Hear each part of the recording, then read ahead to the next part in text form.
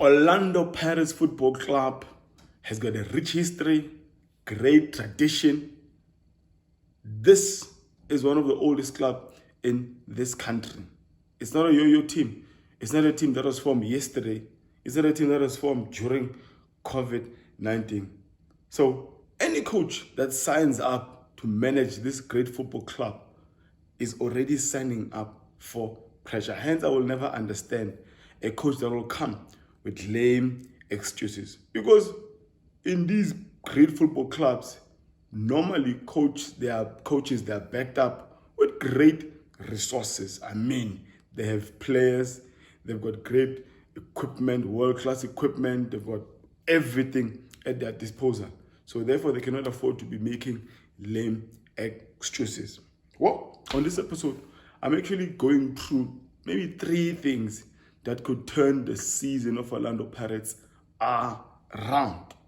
What has gone wrong with Jose Riveiro? They had a brilliant season. Without a doubt. I mean, they won the MTN 8. They won the Nedbank Cup. They even qualified to go play CAF Champions League this season.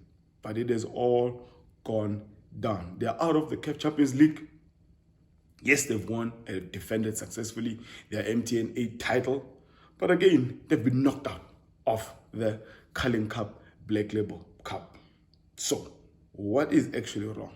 I believe if they could zoom into these 3 things, give these 3 things I'm going to mention attention, their season possibly might change.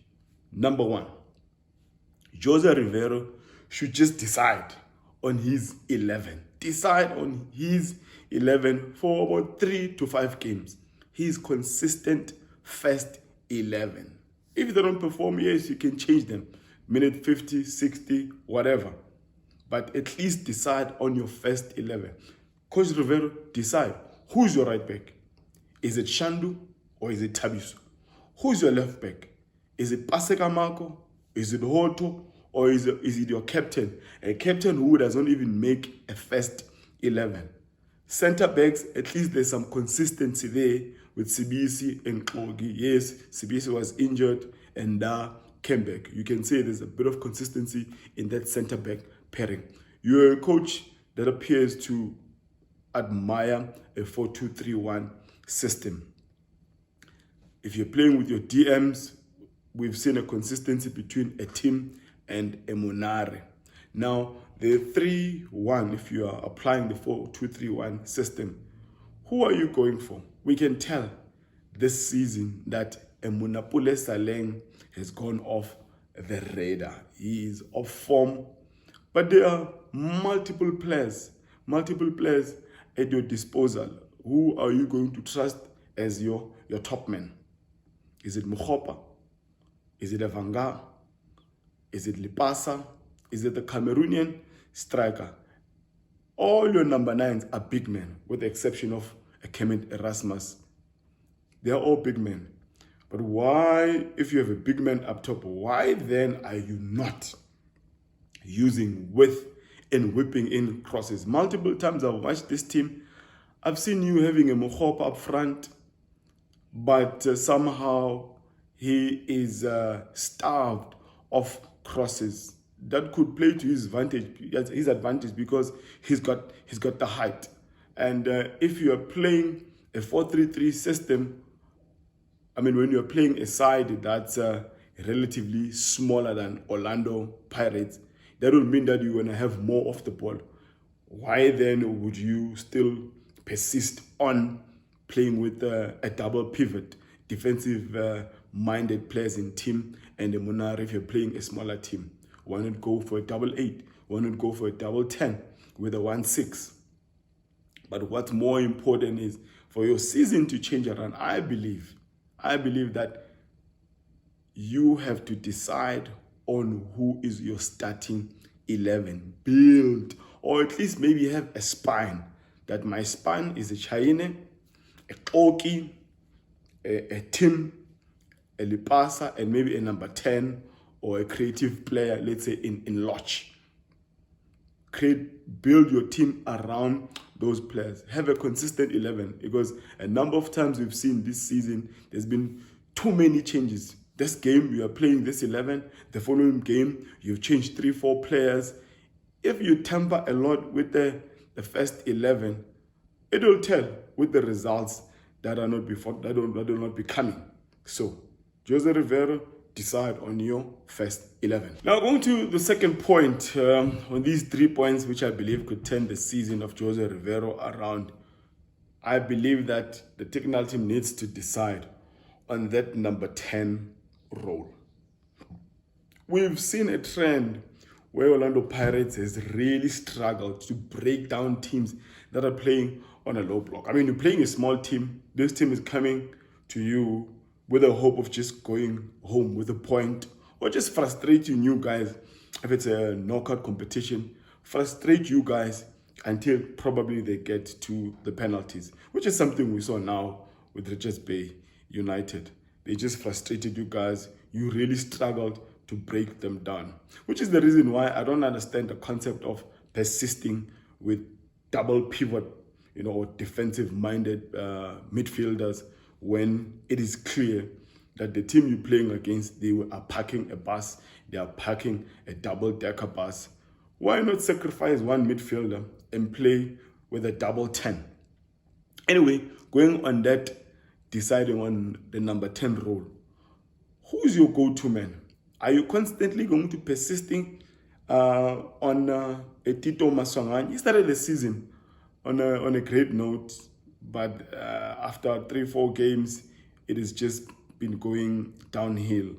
He's just been having average games. So the players that I know that can play that number 10 role, obviously, is a Maswanganyi, is a Lesedi Kapinga, a marquee signing that has not really been given much time. And we've seen signs of brilliance and creativity from a Kimvudi, the Congolese guy. So you got to decide, who are you going to give that number 10 role? I mean, if you're playing a 4-2-3-1, which we've seen you are a fan of, a 4-2-3-1, if that number, on those three players, if that number 10 is given to Kimvudi, then we know probably a lot will be on the left or right. And obviously, you can't start the Saleng anymore because the guy, he's really up form. I don't know who else are you going to be putting on those front 4 players in there with the inclusion of the striker in Lipasa, probably. But you got to decide on your number 10. And if you do sacrifice one midfielder between Tim and Monare, who's going to be your other number 10? Are you going to play a Maswanganyi and a Kimvudi, or a Kimvudi and a Kapinga? But Orlando Pirates Football Club is a big club. When you are playing smaller teams, you cannot be frustrated with a low block. You are a big team. You got to know how to play in the pockets. You got to know how to break that double wall, the low block. And you have the players. I mean, there's multiple players. Even a Fortune Makaringe can play that number 10 role. But under your leadership, we can tell he has not really been given a lot of time. So, Jose Riveiro, decide on who's your number 10, who's your most creative player, who are you going to stick to and back. We've seen Maswanganyi playing well, but you can tell he's now playing for a big team. Someone must drill it in his mind that he's no longer playing a Bukwini somewhere in Tembisa or Soweto. He's playing for a big club.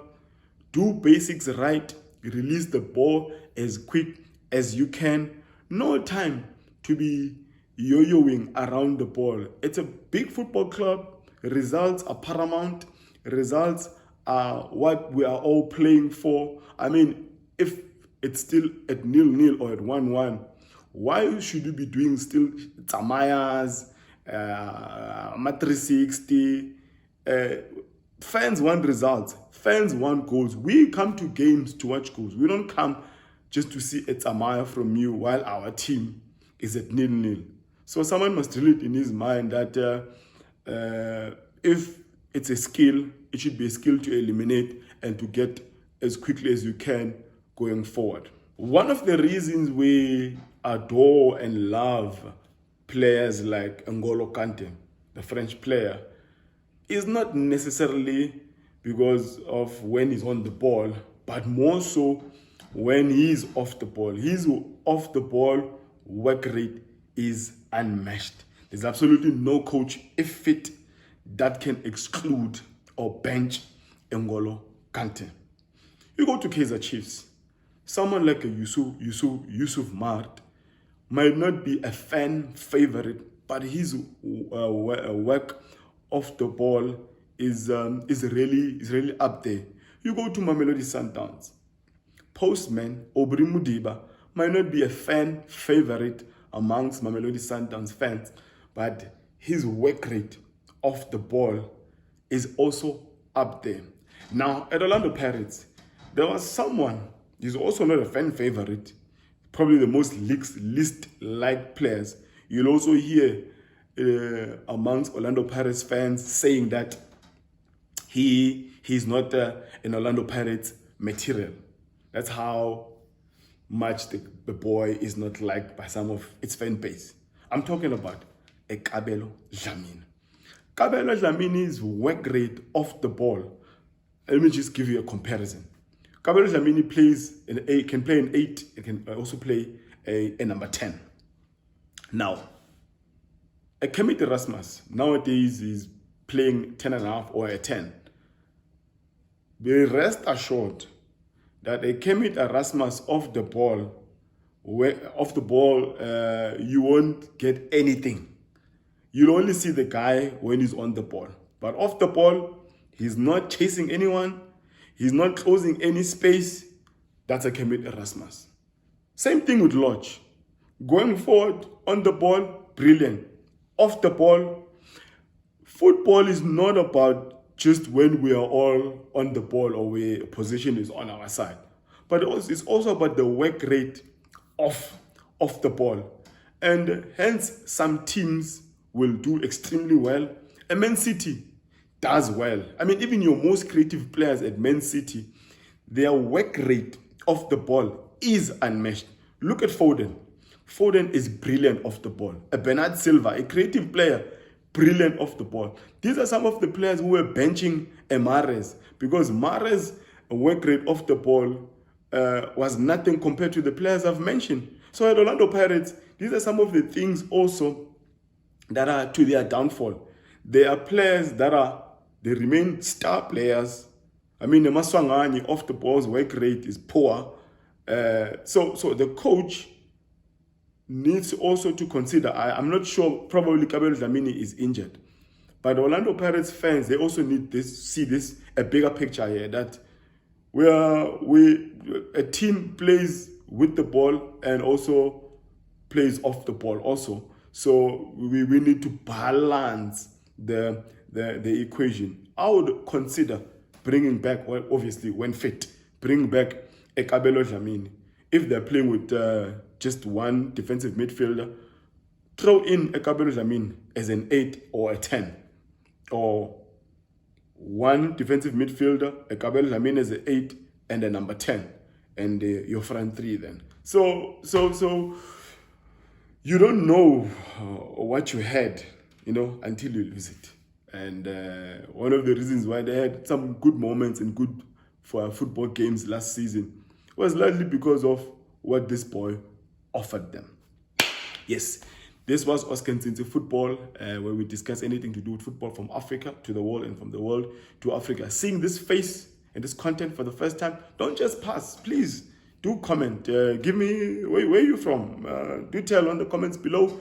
Do tell if you've subscribed to the channel. I would love you to be a subscriber and follow this community of football. We on this channel, we love football and we'll always give credit where credit is due. Don't forget to subscribe, like, and share this content to your friends, family, and your enemies. Thank you so much for staying this long. God bless you all.